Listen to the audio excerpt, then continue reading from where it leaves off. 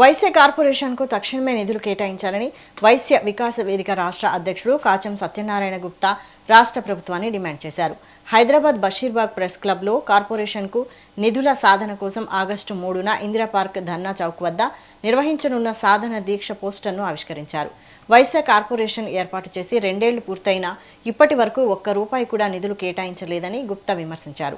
ఎన్నికల సమయంలో కాంగ్రెస్ ప్రభుత్వం ఆర్య వైశ్యులకు ఇచ్చిన హామీల్లో ఒక్కటి అమలు కాలేదని ఆరోపించారు.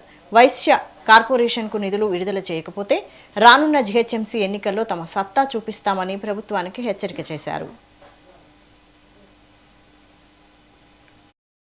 అయిపోయింది మొన్న 2 సంవత్సరాలు అయిపోయింది. కానీ కాంగ్రెస్ ప్రభుత్వం ఈరోజు వరకు 2 సంవత్సరాలు సందర్భాన్ని ఒక బాధాకరంగా చూస్తున్నాం. దాదాపుగా తెలంగాణ రాష్ట్రంలో ఉన్నటువంటి వైశ్య సుజాత గారి యొక్క కాలపరిమితి కూడా అయిపోయింది. మరి ఇచ్చారు తప్ప ఆమె ఒక 2 లక్షల రూపాయల జీతం ఇచ్చారు. గతంలో అక్టోబర్ 1